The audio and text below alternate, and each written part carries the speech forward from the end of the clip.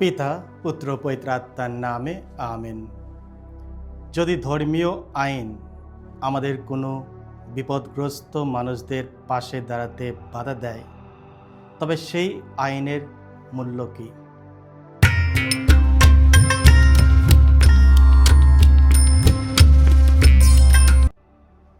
কিসেতে আমার পরম প্রিয়জনেরা, আজ অক্টোবর মাসের 6 তারিখ সোমবার, আর আজকে ডেলি মান্না ঈশ্বরের বাণী প্রতিদিন নেওয়া হয়েছে লুক রচিত মঙ্গল সমাচার থেকে 10 অধ্যায় 25 থেকে 37 পদ।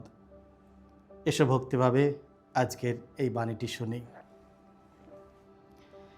একদিন যিশুকে যাচাই করার জন্য একজন বিধান পণ্ডিত এগিয়ে এসে তাকে প্রশ্ন করলেন, গুরু, শাশ্বত জীবন সম্পদ লাভ করতে হলে আমাকে কি করতে হবে? যিশু তাকে বললেন, মোশির বিধান গ্রন্থে কি লেখা আছে? আপনি তার কি অর্থ করেছেন? উত্তরে তিনি বললেন, তোমার ঈশ্বর স্বয়ং প্রভু যিনি, তাকে তুমি ভালোবাসবে তোমার সমস্ত অন্তর দিয়ে, তোমার সমস্ত প্রাণ দিয়ে, তোমার সমস্ত শক্তি দিয়ে, আর তোমার সমস্ত মন দিয়ে। আর তোমার প্রতিবেশীকেও তুমি নিজের মতোই ভালোবাসবে। যিশু তখন বললেন, আপনি ঠিক জবাব দিয়েছেন, এখন তাই করুন, তাহলেই শাশ্বত জীবন পাবেন আপনি। কিন্তু বিধান পণ্ডিত কেন যে এই প্রশ্ন করেছেন তা বোঝবার জন্যই তখন যিশুকে জিজ্ঞাসা করলেন, আচ্ছা, আমার প্রতিবেশী কে? উত্তরে যিশু বললেন, শুনুন, একজন লোক একদিন জেরুজালেম থেকে জেরিকো শহরে নেমে যাচ্ছিল। এমন সময় সে একজন দস্যুর হাতে পড়ল। তারা তার যা কিছু ছিল সবই লুট করে নিল। তারপর তাকে খুব মারধর করে আধমরা অবস্থায় ফেলে রেখে চলে গেল। এখন হলো কি, একজন যাজক সেই পথ দিয়ে আসছিলেন। তিনি ওই লোকটিকে দেখে পথের ওধার দিয়ে পাশ কাটিয়ে চলে গেলেন। তেমনি একজন লেবীয় সেই জায়গায় এসে পড়লেন, আর লোকটিকে দেখে তিনিও পথের ওধার দিয়ে পাশ কাটিয়ে চলে গেলেন। এবার কিন্তু একজন সামরীয় পথিক যেতে যেতে তার কাছে এসে পড়ল। তাকে দেখে তার প্রাণটা কেঁদে উঠল। সে তখন তার কাছে এগিয়ে এলো, তার সমস্ত ঘায়ের ওপর তেল ও সোড়া ঢেলে সে তা বেঁধে দিল। তারপর নিজের বাহনটির পিঠে চাপিয়ে সে তাকে একটা সরাইখানায় নিয়ে গেল, আর সেখানে তার সেবা যত্ন করতে লাগলো। পরের দিন সে 2 রূপোর টাকা বের করে সরাইখানার মালিকের হাতে দিল আর বলল, আপনি এই লোকটির সেবা যত্ন করুন, যদি কিছু বেশি খরচা হয় আমি আপনাকে ফেরার পথে তা মিটিয়ে দিয়ে যাব। যিশু এবার বললেন, আচ্ছা, আপনার কি মনে হয় যে লোকটি দস্যুদের হাতে পড়েছিল, ওই 3 জনের মধ্যে কে তার প্রকৃত প্রতিবেশী হয়ে উঠল? বিধান পণ্ডিত উত্তর দিলেন, যে তাকে দয়া করেছিল সেই। তখন যিশু তাকে বললেন, তাহলে এখন যান, আর আপনিও ওই রকম কাজই করুন। এই হলো প্রভু যিশুর মঙ্গল সমাচার। প্রভু যিশু তোমার মহিমা প্রচারিত হোক। কিসেতে আমার পরম প্রিয়জনেরা, আজ পবিত্র মঙ্গল সমাচারে আমরা শুনলাম দয়ালু সামরীয়র উপমা কাহিনী, যেখানে আমরা দেখলাম 3 জন ব্যক্তি, একজন যাজক, একজন লেবীয় ও একজন সামরীয় লোক জেরুজালেমে থেকে জেরিকো পথে যাচ্ছিল, এবং যাওয়ার পথে 3 জনেই পথের ধারে পড়ে থাকা আহত মানুষটিকে দেখেছিলেন। কিন্তু তাদের মধ্যে কেবল একজনই সেই আহত মানুষটিকে দেখে থেমেছিলেন এবং তার যত্ন নিয়েছিলেন, তাকে সাহায্য করেছিলেন। বাকিরা দেখেও উদাসীনভাবে তারা পাশ কাটিয়ে চলে গিয়েছিল। প্রথমজন যাজক, তিনি সম্ভবত দায়িত্ব সচেতন ছিলেন, তাই তিনি আহত মানুষটিকে সাহায্য করতে থামলেন না। তার কাছে তার দায়িত্ব মন্দিরে প্রার্থনা ও উপাসনা খুবই গুরুত্বপূর্ণ ছিল। আহত ব্যক্তিকে স্পর্শ করতে চায়নি, কারণ তিনি অশুচি হবে বলে মনে করে। আর অন্যদিকে লেবীয় ছিলেন আইন সচেতন, তাই তিনি হয়তো ধর্মীয় আইন ভাঙার ভয়ে থামলেন না। তার কাছে মানুষের তুলনায় আইন কানুন ছিল বেশি গুরুত্ব। ঈশ্বরের প্রতি দায়িত্ব যদি আমাদের মানুষের প্রতি দায়িত্ব থেকে অন্ধ করে দেয়, তবে সেই দায়িত্বের মূল কি?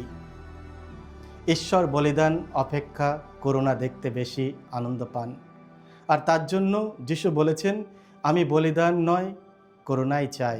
মতি 9:10, হোসেয়া 6:6। ঈশ্বর বলিদান বা ধর্মীয় আচার অনুষ্ঠানের চেয়ে করুণা, সহানুভূতি ও ভালোবাসাকে বেশি গুরুত্ব দেন।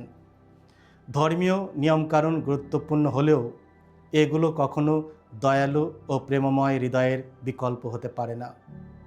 ঈশ্বর চান না শুধু বাহ্যিক বলিদান, তিনি চান আমাদের হৃদয়ের করুণা ও মানবতা থাকুক এবং তা আমাদের জীবনের মাধ্যমে প্রকাশ পাক। যদি ধর্মীয় আইন আমাদের কোনো বিপদগ্রস্ত মানুষের পাশে দাঁড়াতে বাধা দেয়, তবে সেই আইনের মূল্য কী? ঈশ্বর শুধুমাত্র অক্ষরে অক্ষরে আইন মানার চেয়ে ভালোবাসার কার্যকর প্রকাশে অধিক সন্তুষ্ট হন। না ধর্ম না আইন কোনোটির আমাদের মানবিকতা প্রকাশে বাধা হওয়া উচিত নয়। দয়ালু সামারীয় ব্যক্তি শুধু সহানুভূতি প্রকাশ করেননি, বরং তিনি তা কর্মে পরিণত করেছিলেন। শুধু করুণা অনুভব করলেই হবে না, বাস্তবে কিছু করতে হবে। সত্যিকারের মানবতা প্রকাশ পেয়েছিল দয়ালু সামারীয়র মধ্যে।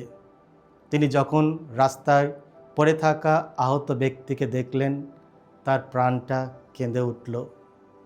তিনি আহত মানুষটির জাতি বা ধর্ম দেখেননি, শুধু একজন আহত মানুষের সাহায্যের প্রয়োজন দেখেছিলেন। তিনি নিজের কাজ বা যাত্রার গুরুত্ব দেননি, বরং আহত ব্যক্তিকে রক্ষা করাকেই প্রাধান্য দিয়েছিলেন। তিনি কোনো প্রশংসা বা স্বীকৃতি প্রত্যাশা করেননি, বরং নিজের অর্থ ব্যয় করে মানুষটির যত্ন নিয়েছিলেন। আজকের এই ভাঙাচোরা পৃথিবীতে একজন খ্রিস্টান হওয়া মানে হলো একজন ভালো দয়ালু সামারীয় হওয়া।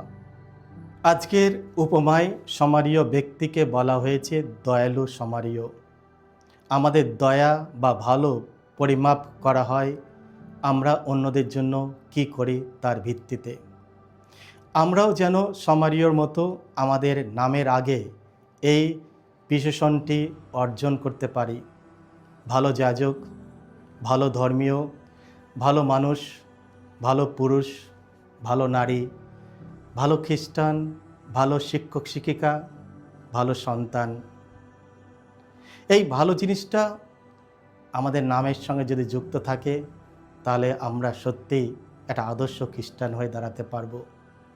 আজকের উপমা কাহিনীটির মতো আমাদের সমাজেও 3 শ্রেণীর মানুষ রয়েছে: যারা খারাপ কাজ করে, ডাকাতরা; যারা ভালো কাজ করে, সামারীয়; আর যারা না ভালো না খারাপ কিছুই করে না, যেমন যাজক ও লেবীয়। এখন প্রশ্ন হচ্ছে, আমি কোন শ্রেণীর মধ্যে পড়ি? সত্যিকারের খ্রিস্টান সেই যে ভালোবাসাকে কর্মে পরিণত করে মানুষের পাশে দাঁড়ায়। আজকে আমরা নিজেদের দিকে তাকাই, আমরা কি সেই যাজক ও লেবীয়র মতো আহত ব্যক্তিদের যখন আমরা দেখি, তাদের পাশ কাটিয়ে আমরা চলে যাই? এই পাশ কাটিয়ে চলে যাওয়ার মানুষ আমাদের সমাজে অনেক রয়েছে, যারা জেনে শুনে মানুষের সাহায্যের হাত বাড়িয়ে দেন না।